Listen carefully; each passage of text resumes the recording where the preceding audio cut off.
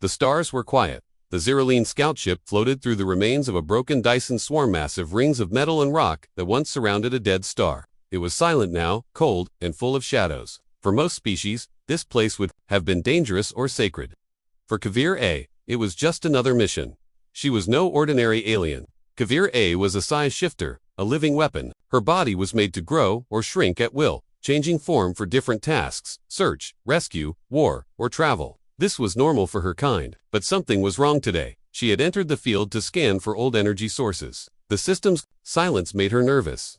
Then, without warning, her body started to grow. She activated her control node to stop it, but nothing happened. The command system didn't respond. The growth continued, faster and faster, until she was larger than her own ship. She floated in space, body glowing with heat and pressure. Her limbs were as long as space towers. Her thoughts became slow. Her mind struggled to focus. This form was made for destruction, not thinking. She was stuck in her giant state, alone, afraid, and unsure how to fix it. Desperate, she sent out a pulse, signal something that could be heard across light years. It was a distress call. But she didn't expect anyone to come. Her people would either destroy her or capture her for study. She waited, and time passed. Then came the beep of an unknown ship. It was small, almost tiny, just a few meters long. A single human pilot was inside, floating toward her like a speck of dust compared to her size. His ship was scratched and old, clearly not military. His name was Danny Mercer.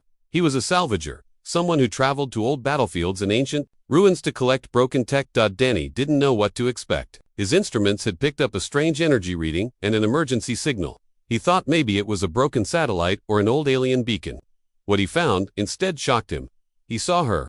Floating above the star's ruins was a massive, glowing alien, not a ship, a person, a giant person, maybe 100 times bigger than anything he had seen. She wasn't moving much, and parts of her armor looked cracked, yet her eyes glowed faintly, following him. Danny could have turned around. He could have run, but instead, he slowed his ship and opened a direct communication channel. "Hey," he said, his voice calm but curious. "You okay?" At first, there was silence. Then a voice responded, slow and deep, filled with pain and static. ... Stuck. Can't shift. Core is ... broken. Her words were rough, but clear. Danny blinked. She was speaking Galactic Standard, though not fluently. You single quotes re ... Stuck. Like that. Big a pause. Then ... Yes. Danny looked at her again. Her massive body floated above broken rings of ancient metal. She looked powerful, but tired. Her body seemed to shimmer, like it was holding itself together through force of will. He realized something. She wasn't dangerous. She was in trouble. He flipped on his helmet, sealed his suit, and drifted toward her, guiding his ship carefully. Her head was as big as a building. He brought his ship close to what looked like a small access port near her temple. "You look like you could use a hand," he said, smiling. She blinked. Then, slowly, a small panel opened. It was an invitation. Danny floated in. Inside her head, the space was strange and glowing. It was like entering a tunnel of living metal and soft light. Her systems were a mix of organic and mechanical tech, grown, not built. He walked carefully, using magnetic boots and a small scanner to check for damage. The place was humming, but uneven. Sparks flew from certain areas. He followed the pulses of energy until he found it a large, cracked node that pulsed red. "Her control system." Danny spoke softly as he examined it. "This thing's half fried. Looks like it overloaded during the shift." Double quotes. ... Can it be fixed?" she asked. "I don't know, but I'm gonna try." He set up a small platform and began working. His tools were too small for tech this big, but he had tricks. He used a focused energy drill, something meant for cutting metal, and carefully tapped into the node. Then he patched part of the biocircuit with nanowires from his kit. It wasn't pretty, but it was something. "Try shifting." "Just a little," he said. There was a low hum. Her body shivered, and then she shrank. Not much, just a few meters, but it was enough. Her breathing, once slow and heavy, became smoother. Her voice sounded clearer. "You did something," she said. "Yeah." Danny grinned. "I'm kind of good at weird stuff." She didn't reply for a while. Then she said something that surprised him. "You are ... very small." He laughed. "Yeah, I get that a lot." But then she added, softly, "But your presence ... feels big." Danny blinked. That was unexpected. He wasn't sure what she meant, but he liked the sound of it. "Name's Danny, by the way, Kavir A," she said. "Nice to meet you, Kavir A. Let's get you fixed." Outside, the dead star burned softly. The Dyson swarm drifted in silence, and inside, a living alien the size of a space station, a human no taller than her fingernail, began to change her fate. Danny stayed inside the glowing tunnel inside Kavir A's head, working slowly. Time felt strange here. Everything was alive but broken. The lights blinked unevenly. The air shimmered like heat waves. Her body, though mostly metal and energy, felt soft in some parts. It was like being inside a giant breathing machine. Kavira didn't speak for a while. She stayed still in space, floating gently, letting Danny move and fix what he could. He didn't know how long this would take. He didn't even know if it would work, but he kept going. Danny tapped a small screen on his wrist. His oxygen was good. His tools were fine. But there was something else. A low humming vibration was coming from the node he had just touched. That wasn't there before. Kavira, he said, speaking into the link. Your core is buzzing again. I feel it. Her voice replied. It was clearer now, less full of pain. It is starting. A shift. Not enough. Danny nodded to himself. Then we keep going. He adjusted a few settings on his tool and climbed a little higher inside the space. He reached a larger plate, shaped like a shell, pulsing with golden light. It looked cracked, but not dead. He reached out carefully. You trust me, right? He asked.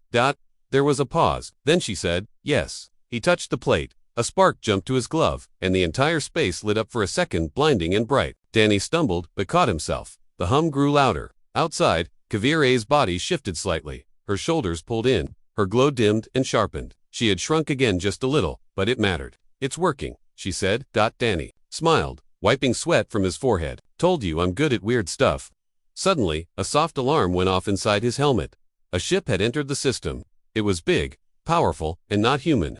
Kavir, he said carefully. Are you expecting company?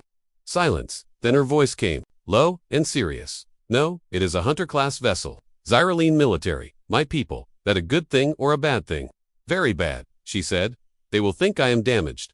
They will remove me. Erase me. Danny blinked. What? Just because you glitched? They do not allow failure. Danny frowned. That's insane. He looked around. He was still deep inside her systems, and her body wasn't stable yet. They couldn't fight. They couldn't run, but maybe they could hide. He zoomed in on his scanner. The Hunter-class ship was scanning now, looking for life signs. Kavira was still huge, smaller than before, but still visible. The ship would find her in minutes. You can't shift smaller yet, can you? Danny asked. Not enough power. If I try, I may break. Danny thought hard. His mind raced. He was small. His ship was small, but maybe that was their advantage. Okay, he said, moving quickly. We don't need to run. We just need to disappear. How? By going human-sized, Danny said, already rewiring part of the control node. You said your system needs a boost, right? I'll give it one. You cannot provide that much energy. Not by myself, but your system responds to touch, right? To pressure, to emotion, ... Yes. Danny smiled. Then let's cheat. I'll trigger a feedback signal through your core. Just enough to fake a low-scale shift. It won't be perfect, but maybe it'll hide you. There was silence. Then Kavira said, that might work, but it could also fail. That's life, Danny said. Now hang on. He placed both hands on the cracked plate and activated the feedback. A surge of energy passed through his gloves. His visor glowed. He felt dizzy, like falling through a dream. The node pulsed and Kavira screamed. Not in pain. In surprise. Outside, her body collapsed inward, folding and condensing like light, sucked into a star. She twisted, shimmered, and then she was gone, or so it seemed. Inside Danny's ship, alarms rang as something hit the cargo bay. A crash, a loud thud, then silence. Danny rushed back through the airlock, climbing into his cockpit. He opened the cargo door slowly. Sitting in the middle of the bay, surrounded by old boxes and gear, was a woman. Not human, not fully. Her skin glowed faintly silver. Her eyes were too bright. Her arms and legs were strong and perfect, like carved stone. She was tall, maybe 7 feet, but nothing like the giant he had just left. It was Kavira. She had shrunk to near human size. She looked around, breathing hard. Her body trembled. I made it. Danny stared. You look normal. She tilted her head. Normal is strange. They both laughed. It felt good, after all the fear. Danny looked at his screen. The hunter's ship had finished scanning. It found only a single human salvage vessel with one life sign. Then it turned and left the system. They didn't find you, Danny said. Kavir nodded slowly. Thanks to you. He stepped closer. You okay? I am small, she said. It feels ... wrong, but also peaceful. Danny smiled. Get used to it. Small's not so bad. She looked at him, eyes soft. I never knew being small could feel free. And in that quiet cargo bay, surrounded by the stars, 2 beings from different worlds stood face to face, one giant who had learned to shrink, and one tiny human who had done something her whole kind couldn't do, help her feel human. Kavira sat quietly in the cargo bay. Her tall silver body leaned against the wall as she looked around. Everything felt strange. For her, the space was small and tight. Boxes, wires, and tools surrounded her like clutter. Yet for the first time in her life, the world wasn't too small. She was. Danny walked in with a warm drink in a metal cup. It's just tea. Won't fix your systems, but it'll help you think. She took it carefully, her fingers still shaky. She sniffed it, then sipped. Her glowing eyes blinked. It is ... bitter. Welcome to human comfort, Danny joked. Kavir tried to smile. It was hard. Her lips moved slowly, like she was still learning how her new body worked. Danny sat across from her on a metal crate. You really feel okay? I feel ...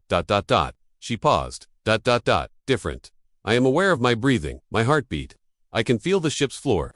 These things are new? That's normal. That's what we live with every day. I never noticed before. When I was large, these things were just ... background noise. Danny leaned back. Well, now you've joined the small size club. We feel everything. Even cold tea.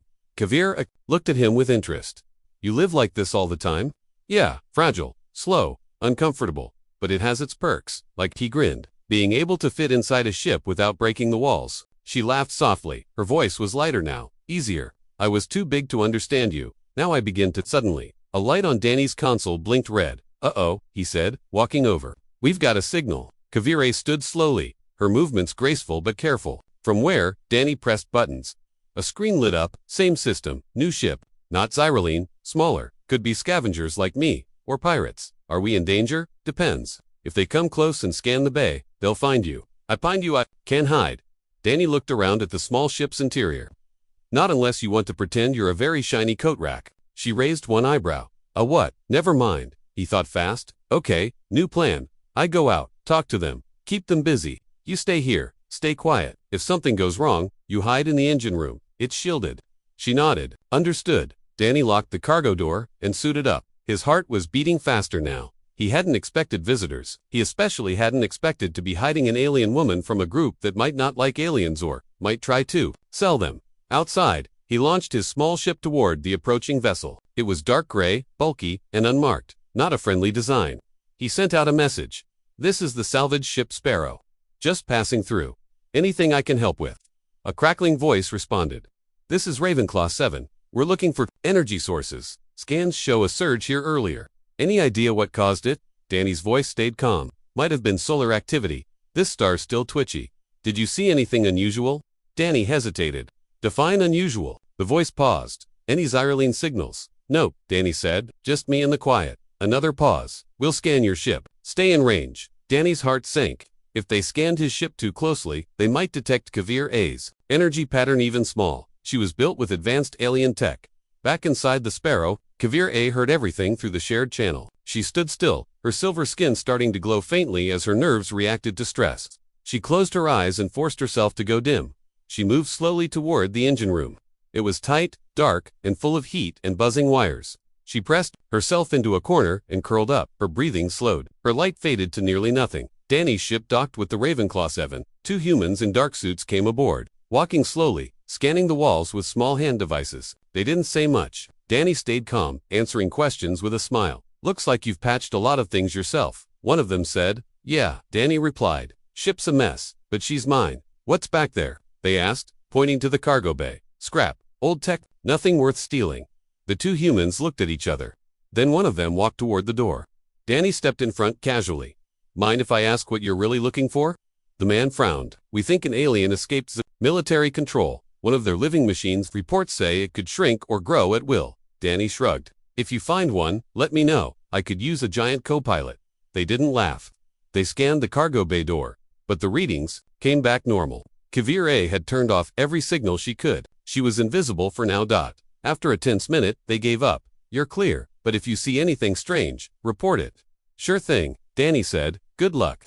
The men left, and their ship soon vanished into the stars. Danny returned to the Sparrow, locking the door behind him. Kavir, they're gone. She stepped out from the engine room, her hair damp with heat. I was ready to break through the wall if needed.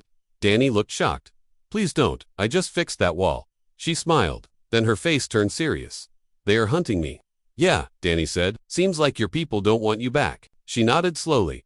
I am now a problem they wish to erase. You're not a problem to me, Danny said. You're a guest. Her eyes glowed softly. A guest? Yeah, this is my ship. You're welcome here, as long as you like. Kavir looked around. The ship was small, dusty, and filled with old parts, but for the first time in her life, she felt safe. Then I will stay, she said. Danny grinned. Good, but if you're staying, we've got to get you a proper bed, and maybe something less shiny to wear. She tilted her head. What's wrong with shiny? He laughed. Nothing. Just don't want people to go blind when you walk into a room. And for a moment, in that tiny ship drifting in the vast quiet of space, a small human and a once giant alien shared a laugh. Danny adjusted the controls of the Sparrow while humming a soft tune. The ship moved quietly through a calm part of space. No signals, no patrols. Just stars and peace. Kavir sat beside him in the co-pilot's seat. She had learned to sit without breaking anything now. Her tall frame was folded neatly, and she wore a dark gray jumpsuit Danny had stitched together from spare fabric. Her silver glow was softer these days. Controlled, I have been studying human entertainment, she said. Holding a datapad, Danny chuckled. Entertainment? You mean the old movies I gave you? Yes, she said. Serious. The one about the man who wore a red cape and flew. I watched it 3 times. Superman, Danny said, grinning. A classic. I do not understand why people fear him, she added. He helps them. He saves lives. Danny leaned back. Sometimes people fear power, even when it's used for good. It's human nature. She thought about that. Then perhaps that is why my people fear me now. Danny glanced at her. You don't scare me. I could still become large again. I could crush this ship by accident. He smiled. You won't. I trust you. That made her pause. Trust was a big word. In her world, it wasn't given easily. Suddenly, a blinking light flashed on the dashboard. A small beep followed it. Danny leaned forward. Looks like a distress signal. Close. Less than 20 minutes away. Kavir narrowed her eyes. A trap. Maybe, Danny said. Or maybe someone really needs help. She looked at him. You want to check it? Of course, he said. If someone's stuck out here alone, we can't just fly past. She nodded. Then let us go. The ship turned toward the signal. As they approached, a small wrecked shuttle came into view. Its left engine was floating nearby, torn loose. The back half was dark. Lights flickered on the front window. Danny scanned the vessel. Life signs. 1 human. Ship model is old, Kavira said. Barely space safe. Danny grabbed his suit and helmet. I'm going in. She reached out and touched his arm. Be careful. He looked at her hand, then back at her. Always. Danny flew across the short distance and entered the shuttle through an emergency hatch. Inside, it smelled like burnt plastic and hot metal. Sparks flew from a broken console. A young woman lay strapped into the seat, her leg pinned under debris. Her face was pale, but her eyes blinked when he approached. You're real, she whispered. Yeah, Danny said, kneeling beside her. I'm human, I promise. Didn't think anyone would answer. Well, lucky for you, I'm nosy. He used a small tool to lift the broken panel off her leg. She winced, but stayed quiet. He helped her drink water and scanned her injuries. Nothing life-threatening. Bruised, maybe fractured. What happened, he asked. Engine caught fire. My crew left me behind, said I was slowing them down. Danny's face darkened. Cowards. He carefully helped her stand, using a belt to brace her leg. Let's get you out of here. Back aboard the Sparrow, Kavir had already prepared a space for the injured woman. She stood silently as Danny guided her in. The woman's eyes widened when she saw Kavir. Wait. What is she? Danny spoke quickly. She's a friend. Safe, I promise. Kavira stepped forward slowly and offered her hand. I am Kavir. I will not hurt you. The woman hesitated, then shook it. Marla, Danny smiled. See, friendly introductions. We're doing great. Later, while Marla rested in the medical pod, Danny and Kavir sat in the main deck, talking in low voices. She saw me, Kavir said. She will talk. She's not going anywhere for a while, Danny said. And besides, she looked more curious than afraid. I have never been seen by a stranger in this form. Well, you handled it fine. You didn't crush anything. You even smiled. Kavira looked at him. Do humans really leave their people behind? Danny sighed. Sometimes in war, in fear, or when they forget that survival isn't just about living, it's about how we live. I was not built to feel guilt, she said. But now I wonder how many like her were left behind during battles my kind caused. He looked at her. That means you've changed. She stared out the window. Maybe I was always meant to. A few hours passed. Marla woke up, and Danny helped her eat. Kavira sat nearby, silent but observant. Slowly, Marla started, asking questions. Where they were going. What Kavir was. Why she glowed. And Kavir answered, one by one. I was created to control, she said softly. But I found freedom when I failed. Marla frowned. You don't seem like a failure, Danny leaned forward. She's not. Not anymore. Marla smiled faintly. Then maybe I was lucky you picked up my signal. Kavir tilted her head. Perhaps we all found each other for a reason. Danny didn't say anything. He just looked at both of them, one human who'd been abandoned, and one alien who'd been hunted, and felt something new grow in the quiet between them. Not just survival. Not just trust, but hope. The Sparrow glided through quiet space. Stars passed slowly in the distance, blinking like small eyes watching from far away. Inside the ship, 3 very different beings now shared the same space: Danny, the human scavenger, Kavir, a once giant alien, and Marla, the rescued pilot. For the first time in days, the ship felt full of life. Danny leaned against the engine room wall, wiping grease from his hands. Marla sat at the small dining table, sipping a hot drink and reading. From a dipet, Kavir stood near the back, quietly adjusting the energy stabilizer. Her glowing fingers moved with care and skill. "You're fixing the stabilizer faster than I ever could," Danny said, smiling. Kavir turned slightly.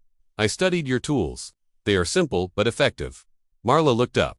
"So you really can learn anything quickly?" Kavir nodded. "My mind is designed to adapt. At my full size, I could download entire libraries in seconds." Danny raised an eyebrow. "And now, I must learn slowly." "Like you," she gave a small smile. "It is ... more rewarding." Marla laughed. "Sounds like you've gone from supercomputer to old school." Kavira didn't mind the joke. She was starting to enjoy this part of her life. The calm, the slowness, even the small messes of human living. Just then, an alert flashed on the console. Donnie stepped over. "That's from a listening beacon we passed earlier. It's picking up something big." Kavira joined him. "Show me." He pressed a few buttons. A 3D map appeared, showing movement in a nearby sector. A group of Zyraline ships was circling a moon. Their signals were strong, their weapons active. "They're scanning for something," Marla said. "They're scanning for me," Kavir replied. Danny looked at her. "They're close. If they catch your signal, I know," she said. He turned to her. "We could go the other way. Stay hidden. They'll give up eventually." Kavira stood tall. "Running works for now, but it will not stop them forever." Marla crossed her arms. "So what, you want to go toward them?" "No," Kavira said. "But I must send them a message." Danny frowned. "Won't that give away our position?" "I do not mean a signal," she said. "I mean an answer. I need to show them I am no longer theirs." She walked to the cargo bay, where she had been building something with Danny's help, a small beacon, powered by her internal systems. It would not reveal her exact location, but it would send a message strong enough to reach the Zyraline, a signal of freedom, not fear. Kavira placed her hand on the device. "They built me to obey, to fight, but I have learned what it means to choose." Danny nodded. "You sure about this?" "Yes," she said. "Even if they find me later, they will know I am not alone." Marla helped connect the last power wire. "Okay, once this goes live, they'll hear it loud and clear." Danny flipped the final switch. The beacon blinked once, then sent out a silent wave. In the distant dark, aboard one of the Zyraline cruisers, a pilot gasped. "Sir, we received a pulse. From the rogue unit, yes. But it's different. It's not a request for help. It's a declaration." Back on the Sparrow, Kavira sat down beside Danny and Marla. The ship now drifted away from the moon, away from the danger zone. "You think they'll understand?" Marla asked. Kavir answered softly. "Even if they do not, I will." At night, while Marla slept, Danny and Kavir shared quiet time near the front window. Stars moved slowly past. The silence was peaceful. Danny glanced at her. "You're changing, you know, not just your size." She looked at him. "I feel it too." He hesitated. "Do you miss being big?" She thought about it. "Sometimes, but when I was giant, I did not feel connected to anything. Everything was far away, people, sounds, even the ground. And now I hear everything. Your laugh, the hum of the ship, my own heartbeat. I feel ... alive." Danny smiled. "That's how we humans survive. Not with size, with connection." Kavir turned to him. "You taught me that." They sat in silence for a while, watching the stars. But peace never lasted forever in space. The next morning, the ship's sensors blinked again. This time, it wasn't Zyraline, it was a different kind of signal. Fast approaching, and not friendly. Danny read the code. "It's a bounty ship. Scanners say it's looking for stolen tech. Probably picked up the pulse we sent." Marla came running from the back. "They'll assume Kavir A's tech is worth a fortune." Danny looked at Kavir A. "You ready to hide again?" She shook her head. "No, we run. Together." Danny nodded. "All right, strap in, everyone." The Sparrow's engines flared to life, and the ship jumped into motion. The stars turned to streaks. Behind them, the bounty hunter's ship gave chase, but Kavir A had made changes. Her touch had improved the engine's control systems. The Sparrow now moved faster than ever before. Light, quick, smooth. Inside, Marla watched the speed climb. "You rebuilt half this ship." "How?" "I listened to its needs," Kavir A said calmly. Danny laughed. "And here I thought I was the mechanic." The chase didn't last long. With Kavir A's upgrades, they slipped away into a nebula, cloud hidden once more. Later, Danny walked into the cargo bay where Kavira stood. Quiet and still, he looked up at her. "Thanks for the escape plan." She looked down. Thank you for giving me something to protect. He blinked. What do you mean? I used to fight because I was told to. Now I move because I choose to. I protect you, Danny, and Marla. This ship, this small world we share. He smiled. And you do it well. She leaned closer. There is one more thing I must learn. What's that? She paused. How to belong. Danny didn't answer with words. He just placed a hand on her arm. You already do. And outside, the stars kept turning, unaware that inside one tiny ship, 3 lives were changing forever. The Sparrow floated silently near a soft blue planet, hidden in the shadow of its icy rings. For once, no alarms beeped, no threats followed, and no signals screamed across space. Just stillness. Inside the ship, Danny leaned over a table, checking maps. Marla sat across from him, cleaning tools. Kavir stood near the window, her glowing silver eyes reflecting the planet below. We've been running for weeks now, Marla said, looking tired. I can't even remember what solid ground feels like.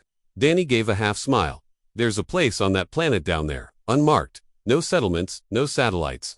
Just forest, water, and quiet. Marla raised an eyebrow. A hiding place? No, he said. A home, Kavir turned to them. I feel the same. I do not wish to run anymore. I wish to grow, in size, but in spirit. Marla laughed. That sounded like something out of a poem. Kavir blinked. I studied human poetry last night. Danny grinned. Well, it shows. They began preparing for descent. The ship's landing gear, once barely functional, now worked smoothly thanks to Kavir A's careful upgrades. Her alien knowledge combined with Danny's human repairs had made the Sparrow more than a ship. It was a home that moved. As they touched down on the planet, soft green light filtered through the trees. The sky was pale blue, with strange birds gliding above. Mist curled over the lake nearby. Marla stepped outside and took a deep breath. Smells like rain and clean air. Danny followed, touching the moss with his boots. We could build a cabin here, use parts from the storage bay, maybe even start a garden. Kavir stepped onto the ground. Her feet sank slightly into the soft earth. She looked down and smiled. This world is gentle, she said. Like your stories. They spent the next few days building. Kavir lifted heavy beams with ease, careful not to overdo it. Danny handled design and tools. Marla scavenged the ship for wiring, solar panels, and kitchen supplies. Bit by bit, a small home took shape. Between 2 tall trees, each evening, they sat near the lake and watched the stars appear. No one spoke. Much words weren't always needed. One night, Danny brought out a small radio. He had fixed it using leftover parts. What's that for? Marla asked. I thought maybe we could send a message. Not a distress signal, just a story. Kavir tilted her head. To whom? Anyone, Danny said. To let the galaxy know that sometimes, even when things fall apart, people can come together. Different people from different worlds. Marla smiled. Broadcasting, hope, I like it. Kavir nodded. I will speak to. They recorded a short message. Danny spoke first. This is Danny Callan, human engineer, survivor, believer. Marla followed. Marla Lynn, pilot, left behind once, but found again. Then Kavir. I am Kavir. Once a weapon, now a friend. I chose peace. They sent the message into the stars. It might take years to reach anyone, or maybe no one would hear it, but that didn't matter. The message was for them, too. A final mark of change. Days passed. Kavir spent her mornings walking in the forest. Her size had stabilized, taller than a human, but far from giant. Shino, longer, shimmered wildly with unstable power. Instead, her glow pulsed gently, like a heartbeat. Danny grew a small garden near the cabin. He planted strange vegetables from seed packets he'd collected over time. Marla built a wind-powered water pump. They were creating something lasting. One morning, a faint sound echoed in the sky. A buzz, growing louder. Danny stepped outside. We're not alone. Kavir stood behind him. It is not Cyrylene. Their ships hum differently. Marla ran out, scanning the sky. That's a scout vessel. Civilian class. A small silver ship landed nearby. Dust kicked up, but it touched down gently. The ramp opened, and 2 beings stepped out. One human, one alien with blue skin and 4 eyes. They looked cautious but not hostile. Danny raised a hand. Hello. The human stepped forward. We received your broadcast. It was passed through relay stations. The blue-skinned alien added. We didn't expect it to be real. Kavir approached. Calm and tall. It is. The visitors looked amazed. You're the one who sent the message. The alien who left the Cyrylene. Yes, she said. The human stepped closer. There's a station nearby neutral zone. People like us go there. Refugees, scientists, builders, dreamers. Your voice gave them hope. Danny and Marla exchanged a glance. A connection was forming, one that reached beyond just the 3 of them. Kavir looked at her friends. Then she said to the newcomers, we will not leave this place, but we will speak, share, help. You want to stay here? Yes, Danny said, but if others like you need a place to rest, to talk, to heal, we'll be here. Marla added, "Just don't bring trouble." The visitors smiled. And so, the planet became a quiet place of peace. Not a fortress, not a hiding place, but a beginning. Over time, more travelers came. Not many, just a few people who needed rest, who had lost something, or who just wanted to hear the story of the alien who chose her own path, and the humans who stood by her side. Together, Danny, Marla, and Caviar created something rare in the galaxy. Not a kingdom, not a rebellion, but a family, and under soft blue skies. They proved that small things, kindness, courage, choice can be bigger than any war.